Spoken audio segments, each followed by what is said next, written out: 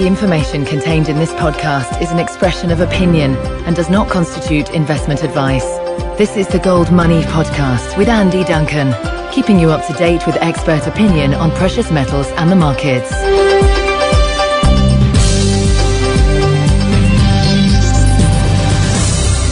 Welcome to this Gold Money podcast on Tuesday, January the 15th. Today I'm speaking to Nigel Farage, MEP for the South East of England in the European Parliament, leader of the UK Independence Party and co-chair of the Europe of Freedom and Democracy Group. Hello, Nigel. Good afternoon.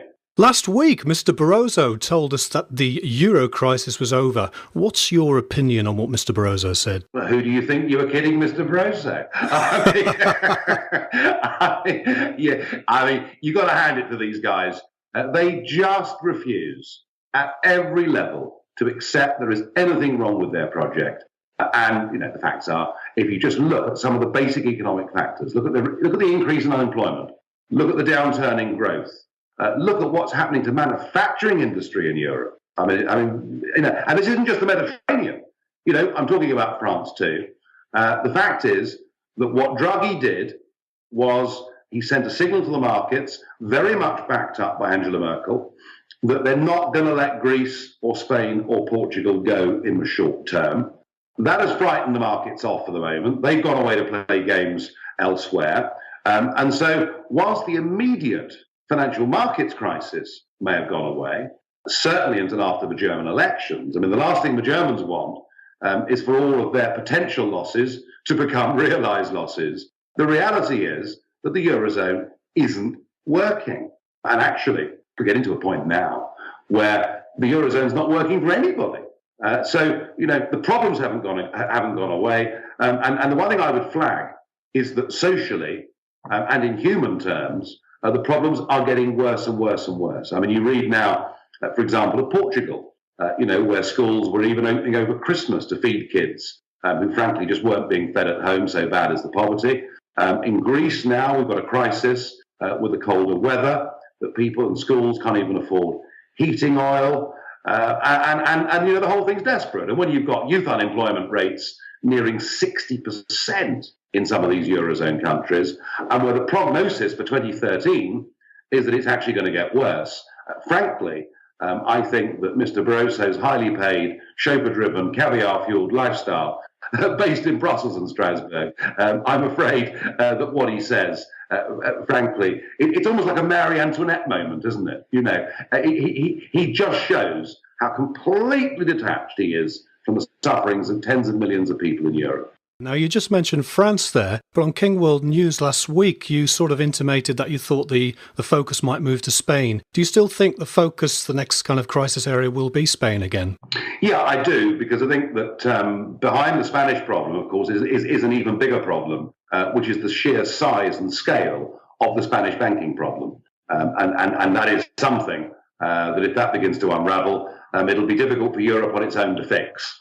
You know, they'll need their mates in the IMF and elsewhere, one suspects, if we get to that stage. So, yes, I do think Spain is where we should perhaps be focusing for 2013, with also growing political and social instability in that country as well. Longer term, you know, I still hold the view that ultimately France and Germany cannot survive together inside the same economic and monetary union. And that's why I believe in the end, basically the whole thing will fall to bits, other than perhaps just Germany and a few of those Benelux countries. And then the question wouldn't so much be economic, because none of us from the start ever doubted that they did constitute an optimal currency zone in purely economic terms. But then the question becomes political. You know, do little countries want to become part of effectively what would be a greater Deutschmark zone? I haven't changed one little bit my view that the Euro project will break up, and it'll break up very dramatically. But what I did about 6 months ago was I revised my view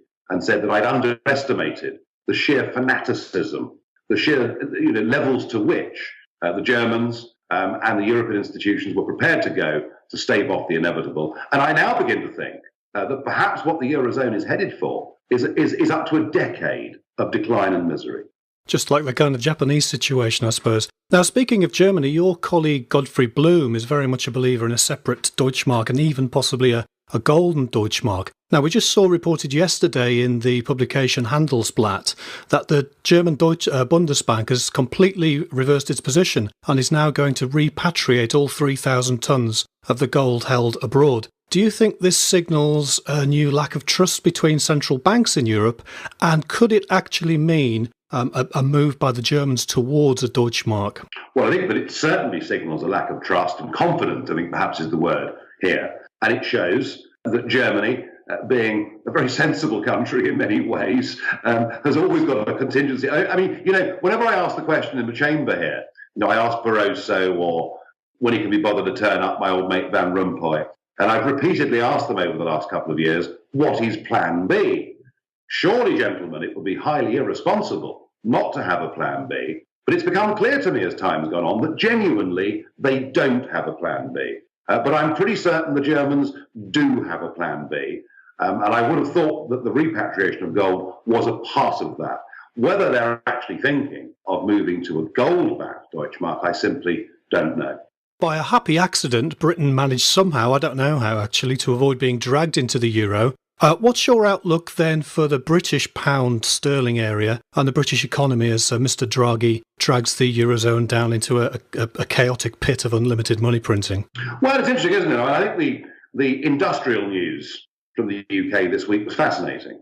We get Honda announced that it's going to lay off 800 workers in Swindon, people who are manufacturing cars for export into the European market. And then a few days later, we get Jaguar announce, and they, of course, who are busy selling cars to China and India, that they're actually going to increase their workforce by 800 people and increase production. And that little story, I think, tells you everything you need to know about the future direction in which this world is going, and why, whilst the United Kingdom must regard Europe as an important marketplace, and after all, it still is 38% of our overseas trade, it highlights to me, firstly, the importance of us not being stuck in the single market customs union and having the trade deals and to pursue a global future. And there are some signs of optimism. There are some British businesses that, despite our government not really understanding how they operate, there is evidence that there are some good things that are going on within the UK economy. However, we still have this enormous debt burden problem overhanging us. So I'm not short-term particularly bullish for the pound sterling, but then as somebody that believes in floating currencies, I'm not that worried about it either. Now, we've seen some outside political interference from the United States government to stop Britain leaving the EU, and we'll probably get some horribly fudged speech from Mr. Cameron on Friday because the political elite have long loved the EU. But what's your kind of betting that Britain might actually head towards getting out of the EU within, say, 5 or 10 years? Well, I'll tell you what, the very fact that a British Prime Minister is giving a speech on this subject, and however fudged it may be, the fact that even he's going to be discussing the possibility of the exit route, and he may say it's a mistake and it's wrong, but the fact that a British Prime Minister in what is effectively a global speech is talking about even the possibility of Britain leaving says to me that Ukip has done a lot to drag the agenda in the right direction. Now, clearly, his aim is to attempt to deflect this as a political issue at the next general election. He saw Blair, who he admires, of course, totally. And he saw Blair do this to brilliant effect in 2001. It didn't matter how much Haig screamed, 10 days to save the pound and all the rest of it. In the minds of the voters, the issue had been boxed off because Mr. Blair had promised a referendum on the issue before taking us in. And in those days, electors believed what prime ministers said. Now, I suspect what we're going to get from Cameron is, as you've said, we will renegotiate. We must stay part of the single market. We won't be joining a even deeper political union, and we'll then put that to the British people in 2018 in a referendum.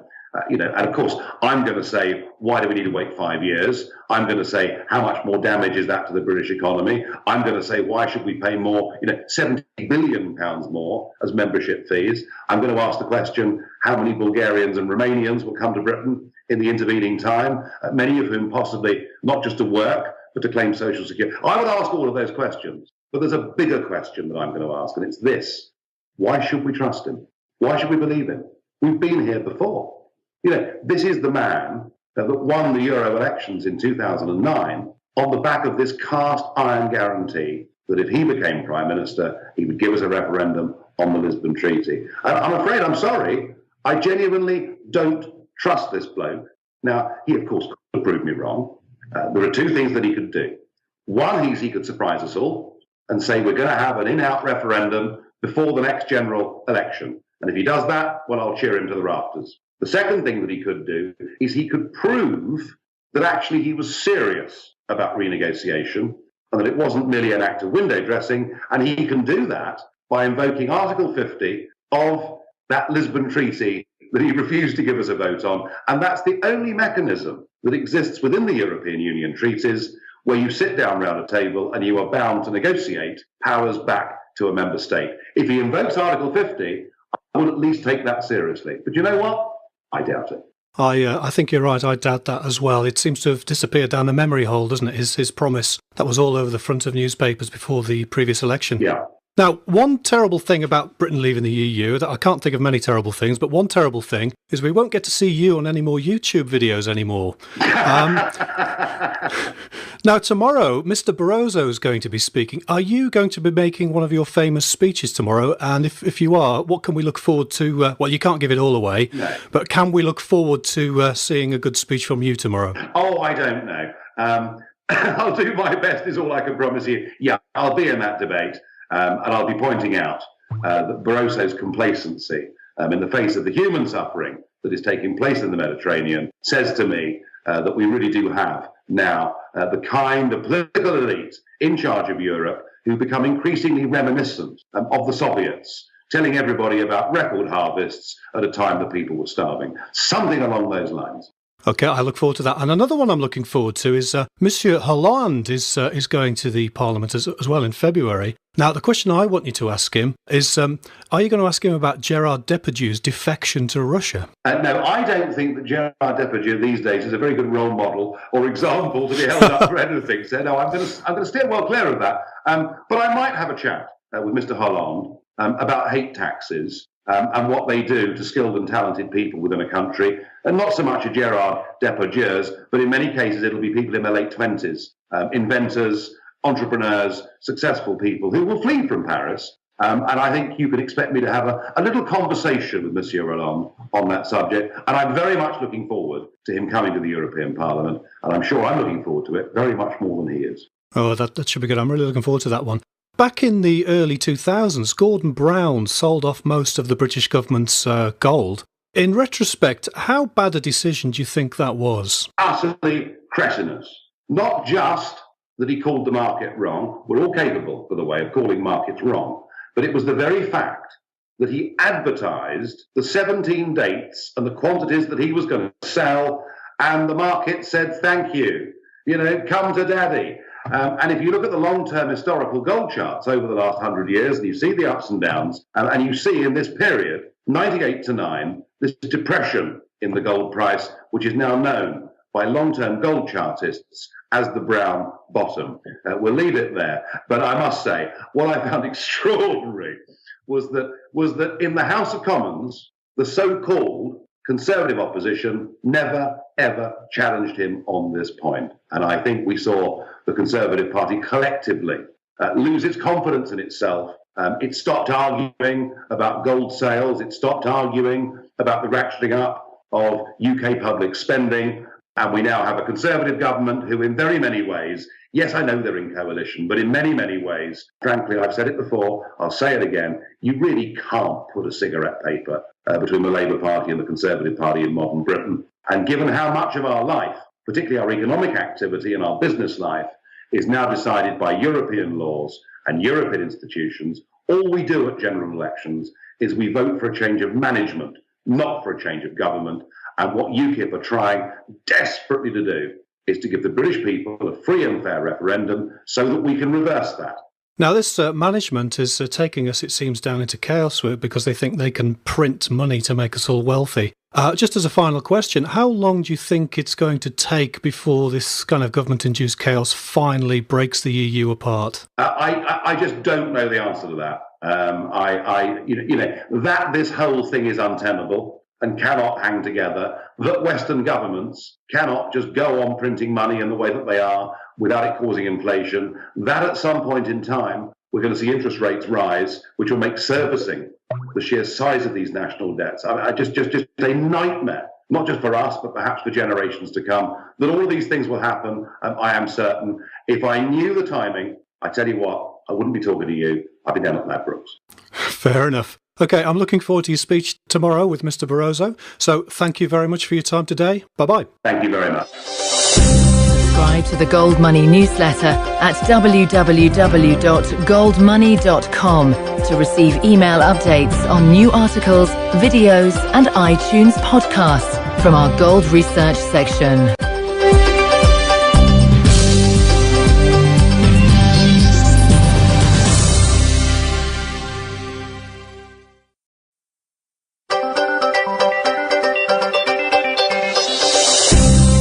The information contained in this podcast is an expression of opinion and does not constitute investment advice.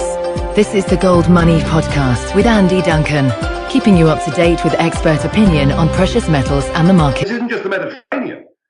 I'm talking about France too. The fact is that what Draghi did was he sent a signal to the markets, very much backed up by Angela Merkel, that they're not going to let Greece or Spain or Portugal go in the short term.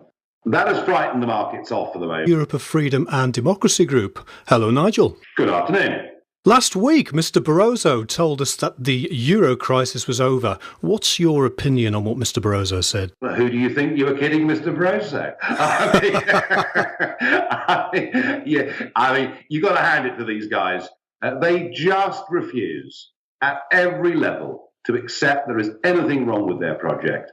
The facts are, if you just look at some of the basic economic factors, look at the increase in unemployment, look at the downturn in growth, look at what's happening to manufacturing industry in Europe.